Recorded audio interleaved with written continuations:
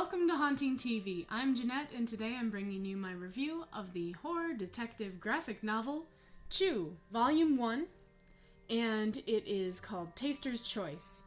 And it's written by John Layman and illustrated and colored by Rob Guillory. Chew is set somewhere in the near future of America after a devastating bird flu epidemic has wiped out millions of people worldwide.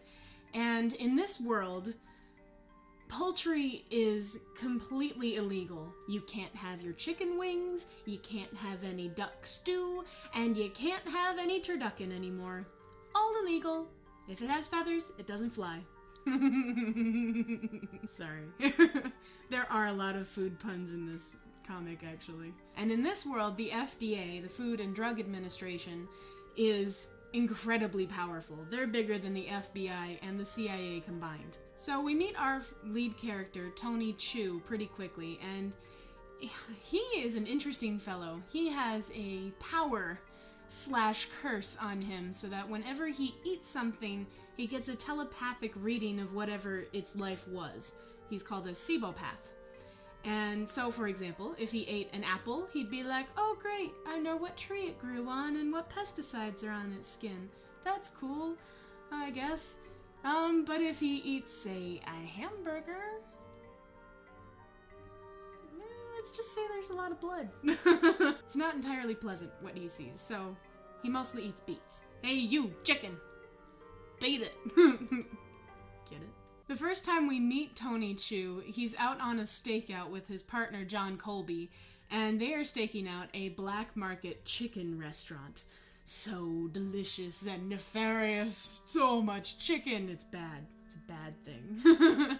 But their stakeout goes horribly wrong, and it ends with Tony Chew losing his job at the police department and getting hired at the FDA by the Mason Savoy character, who's this big burly FDA agent, and that's because Tony Chew gets outed as a Cibopath. Tony Chew ends up with his first real FDA mission, and it comes inside of a hamburger. It's a finger. And he has to find evidence in an untraditional manner. It's pretty gross. I'm not gonna lie. I got pretty grossed out a lot of the time reading this. There's so many things where you're just like, oh no, please don't put that in your mouth. No, oh, okay. It's really gross. It's incredibly black, gross out humor throughout the entirety of this series. And that is both what I find uncomfortable and fantastic about it. There's so much where I just was nauseous just reading this book. And even though it has this really graphic sense of black humor to it, it is really funny. It's just, there's moments where, like, for example, Tony Chew is falling in love and there's little hearts floating around him, and then there's a wave of vomit coming out his face. Because the artwork is done in such a cartoony, playful manner that it kind of makes the makes the graphicness of the content more digestible. The other thing I love about this is how many food puns are just built into character names and things.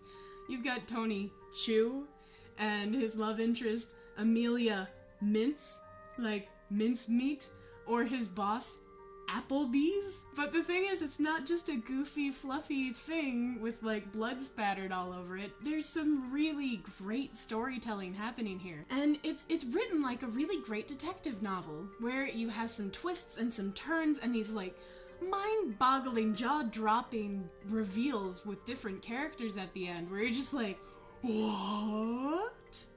Nuh-uh. Yeah. Nuh-uh. Yeah, it happened that way. It's fantastic. And I think the popularity of this comic really shows because it's been out since 2009 and it is still selling out.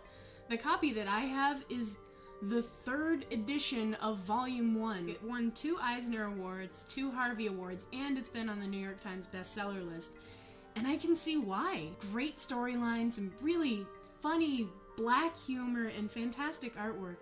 So that is why I am giving Chew Volume 1, Taster's Choice, 5 out of 5 blood-spattered stars. I think it is worth reading. You should go find it. You should go read it, unless you have a problem with cannibalism.